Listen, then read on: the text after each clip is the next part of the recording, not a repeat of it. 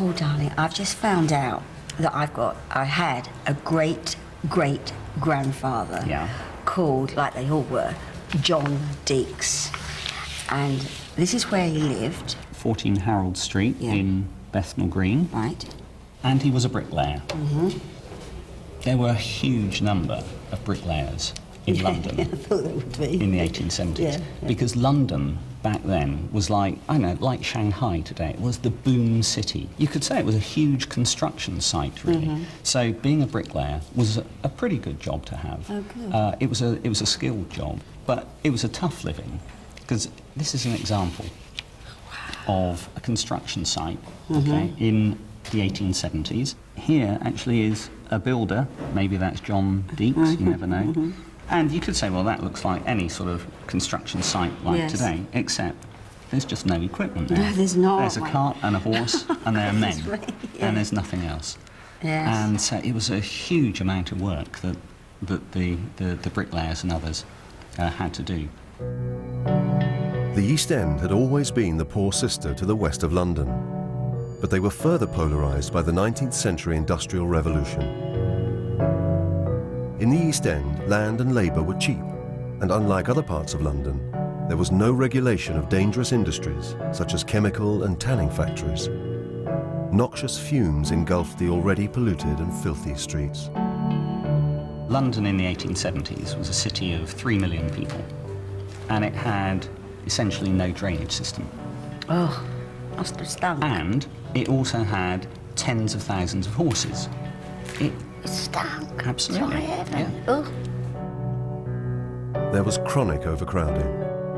In the 1880s, the Booth Poverty Survey of London included the street where John Deeks was living, like most EastEnders, in a tiny terraced house with at least 12 other people. We know that John Deeks lived in Harold Street in Bethnal Green. Harold Street is described as being very poor, and then this is a description of it. Hardly a single house that had unbroken windows, all windows clean, all children, of whom there were a great number, booted, but the majority hatless. Very rough. That's right. And constant trouble to the police. Oh dear. So... I might have guessed. I might have guessed. The miserable conditions in the East End spurred the burgeoning middle classes to migrate to North London. The term EastEnders was invented in the 1880s. Was it? And it was in popular use, and it was picked up by the press. There were poor people dotted around all over London, okay, but they were described as the respectable poor.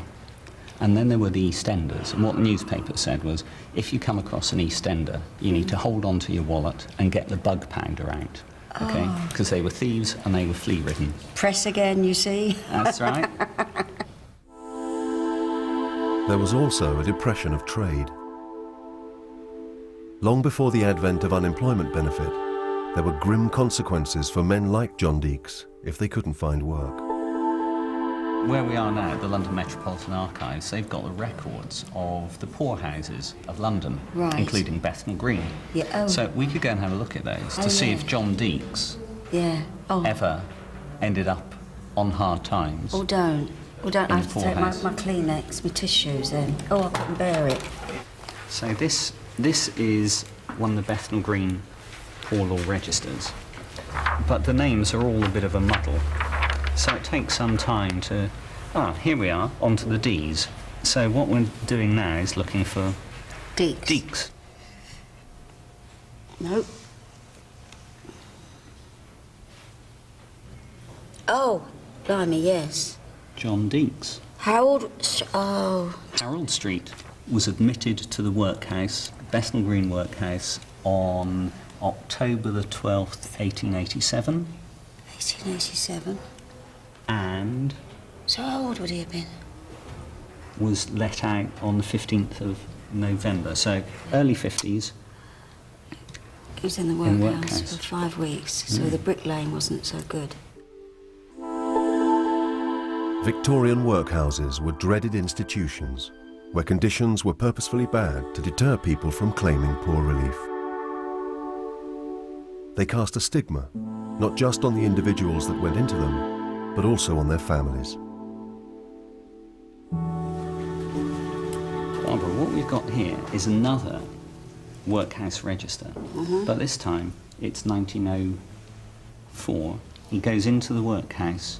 Right. He's there for 2 years. 2 years?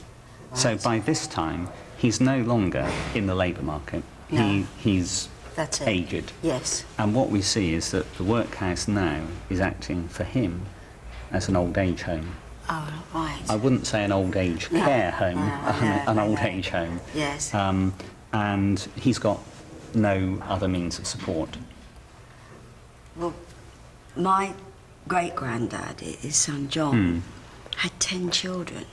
So you kind of understand how maybe he couldn't help at all. Yeah. But one thinks of, well, you've got to look after your mum and dad, Yeah. don't you?